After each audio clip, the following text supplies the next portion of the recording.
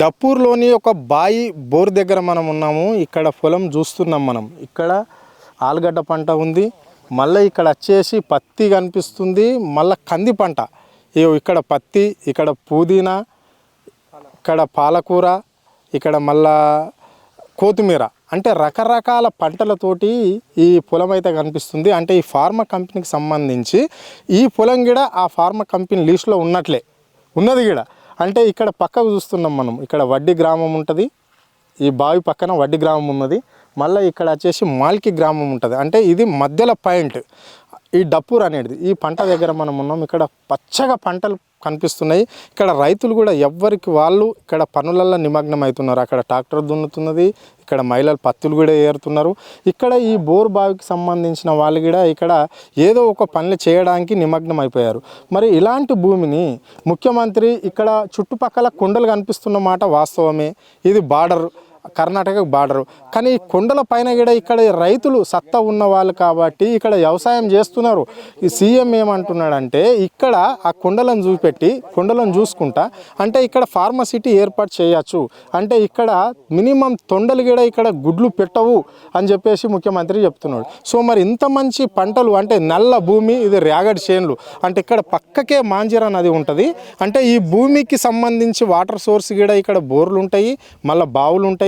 అంటే ఇక్కడ సంవత్సరానికి వచ్చేసి 3 పంటలు ఇక్కడ రైతులు ఈ భూములలో తీయడం అనేది జరుగుతుంది. అంటే ఇక్కడ మనం నెత్తి పలగొట్టుకుందామంటే కూడా ఒక రౌతు దొరకని ఈ ప్రదేశం, ఈ ప్రాంతం ఓన్లీ గుట్టలను చెట్లను చూపెట్టి ఇది మాత్రం ఇక్కడ ఏం పండదు అని చెప్పేసి ప్రభుత్వం చెప్తున్నది. కానీ ఇక్కడ రైతులు మాత్రం మనము ఇప్పుడు ఫీల్డ్ మీదకి వచ్చినాం, మనం డైరెక్ట్ రైతుల దగ్గరికి వచ్చినాం, పొలాల దగ్గరికి వచ్చినాం. ఈ పొలాలను మనం చూస్తున్నాం. అంటే ఎక్కడ చూసినా పచ్చగా సస్యశ్యామలంగా ఎంతో అందంగా కనిపిస్తున్నాయి చెట్లు, గుట్టలు, మళ్ళీ పంట పొలాల మధ్యలో మనం ఉన్నాం. ఇప్పుడు మనతో పాటు కొంతమంది ఈ సంబంధించిన ఈ పొలాలకు సంబంధించిన రైతులే ఉన్నారు.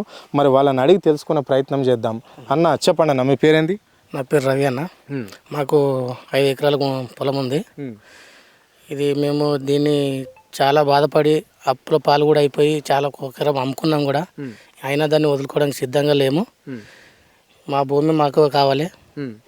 ఈ ఫార్మా కంపెనీకి సంబంధించి ఎక్కువగా ఈ డప్పూరు విలేజ్కి సంబంధించి 1400 ఎకరాలకు పైగా భూమిని ప్రభుత్వం తీసుకుంటుంది. అందులో మీ ఎన్ని ఎకరాలు ఉన్నది, ఎంతమంది మీ రైతులు ఉన్నారు? అదే 1400 ఎకరాలు కేవలం మీ డప్పూరుకు సంబంధించే ఉంది. 2000 చిల్లర ఉంది సార్ మొత్తం. ఇది మొత్తం ఫార్మసీకి సంబంధించి 3 గ్రామాలకు సంబంధించి 2000 చిల్లర. అవును సార్, 2300 చిల్లర ఉంటుంది. కానీ డప్పూరుకు సంబంధించి 1400 చిల్లర ఉంది కదా. దానిలో రైతులు అందరూ ఏమనుకుంటున్నారు? వీళ్ళంతా సన్నకారు చిన్నకారు రైతులు అంట కదా. ఎవరు ఏమనుకోలేదు సార్, ఎవరు భూమి వదులుకోవడం సిద్ధంగా లేరు. ఎవరైనా ఈ గవర్నమెంట్ ల్యాండ్ ఉన్న వాళ్ళు, పంట పండించిన చేతగాని వాళ్ళు ఎవరైనా అనుకుంటే చెప్పలేం, కానీ 99% ఎవరు భూమి ఇవ్వడానికి సిద్ధంగా లేరు సార్. ఓకే, మరి ముఖ్యమంత్రి అంటున్నాడు ఇక్కడ మినిమము తొండలు కూడా గుడ్లు పెట్టాయి అంటున్నారు. ఇంత మంచి పంటలు కనిపిస్తున్నాయి నాకు. ఇప్పుడు మనం ఉన్నది పుదీనా పంటలో ఉన్నాం. ఇక్కడ పక్కకు చూస్తే ఆలుగడ్డ పంట ఉంది, అక్కడ చూస్తే కొత్తిమీర కనిపిస్తుంది, మళ్ళీ పాలకూర పంట కనిపిస్తుంది, బోరు బావి ఇవన్నీ కనిపిస్తాయి. ఇక్కడ ఏ పంట అయినా పండుతుంది సార్, అది ఇదని కాదు. మనం ఏ పంట వేసుకున్నా పండుతుంది ఖచ్చితంగా. ఆ గట్లు గుట్టలు చూసి పనికిరాదు అనుకుంటున్నాం, కానీ ఈ మా గట్ల మధ్యలో ఉన్న పొలాలు చూడలేదు.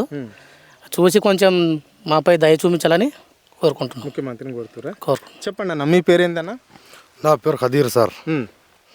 ఇది ఫార్ము చాలా నష్టం చేస్తుంది సార్. మాకు ఫార్ము వద్దని మేము కోరుకుంటున్నాం. ఏడాదిలో మనం 3 పంటలు తీస్తాం సార్. మంచి భూమి మాది, బంగారం అసలు భూమి. చూడండి మీరు ఎట్లా ఉన్నది భూమి, ఒక రైతు దొరకది.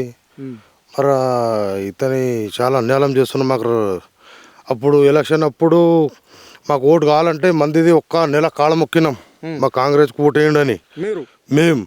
మరి కాంగ్రెస్ గెలిచిన తర్వాత ఒక పైసలు లేకపోతే 1 లక్ష అప్పు తెచ్చి జులు తీపిచ్చినాం ఆ రేవంత్ రెడ్డిది గెలిచినాక పొద్దుమీకి.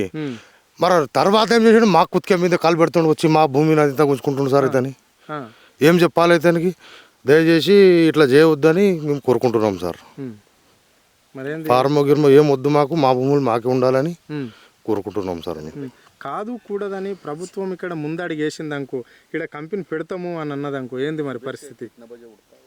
మరి పుదీనా ఉంటుంది సార్, నాది 1 ఎకర్ పుదీనా ఉంటుంది. దినం 3 గంటల రాత్రికి లేచి బిదర్కి వెళ్తాం, ఇక్కడ నారాయణఖేడ్ పోతాం, ఏదో ఒకటి చేసి బతుకుతున్నాం సార్. సార్ ఎన్ని ఎకరాల భూమి ఉంది నీకు? 5 ఎకరాలు సార్.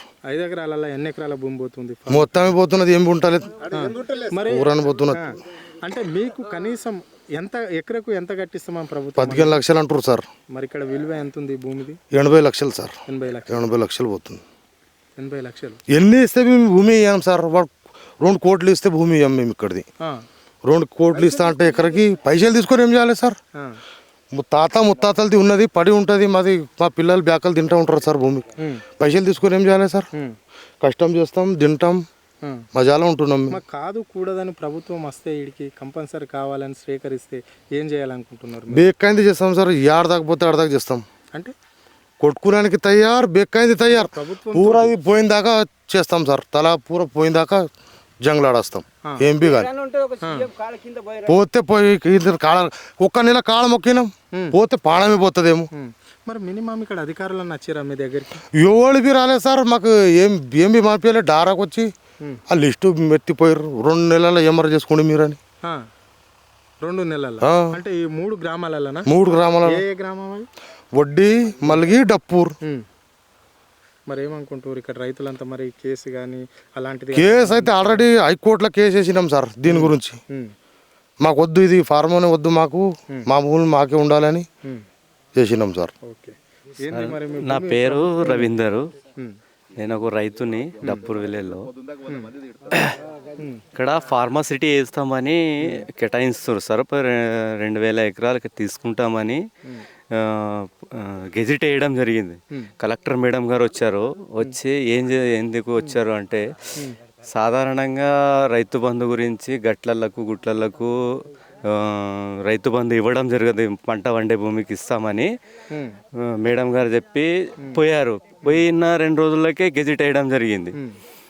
అదేవిధంగా రైతుల అంతా బాధ అంతే చూడలేకపోయినాం. ఆ రైతు భూమి పోతుందంటే ఒక ఫార్మాసిటీ కింద భూమి పోవడమే ఒక ఎత్తు, మళ్ళీ ఫార్మాసిటీ వస్తే దానికి ఇది తట్టుకోలేనంత కెపాసిటీ లేని రైతుకు ఇబ్బంది కలగడానికి, పొల్యూడు కానీ నీళ్ళు పొల్యూడు, వాయు పొల్యూడు ఇలాంటి అన్ని పరిస్థితులు జరుగుతాయని ఏ రైతు కూడా ఫార్మాసిటీ కిందికి భూమి ఇవ్వడం లేదు.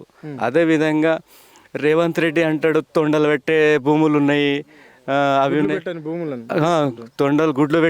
తొండలు పెట్టడానికి తొండలు ఏడ పెడతాయో వానికే తెలుస్తుంది. రైతుకు పంట వండే భూమి కాబట్టి, రైతు పంట వండేదే ఉన్నది కాబట్టి పంట వండుతుంది అనేది చెప్పడం జరుగుతున్నది. తొండలు పెట్టడానికి తొండలు పెట్టుకుంటూనే పోతాడు.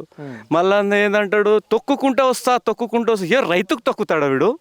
రైతుకు తొక్కి పైకి వస్తాడా? రైతు తొక్కడానికి వచ్చిండా? సీట్ ఇచ్చింది ఆయనకు? రైతులతోనే కదా రైతు బంధు ఇస్తా, రైతు రుణమాఫీ ఇస్తా అంటేనే వీనికి గెలిపించాడేంది.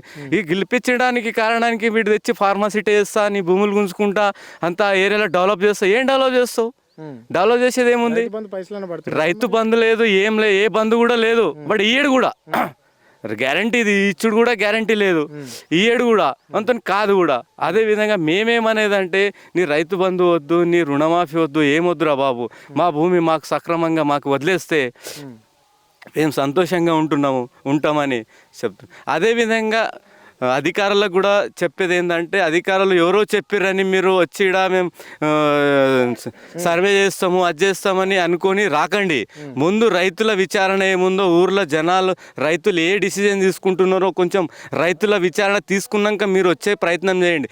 లేదంటే తెలియకుండానే ఇట్లా మీరు నా విలేజ్లోకి వచ్చి మీరు సర్వే చేస్తాము అది చేస్తాము అంటే తగిన చర్యలు ఉంటాయి.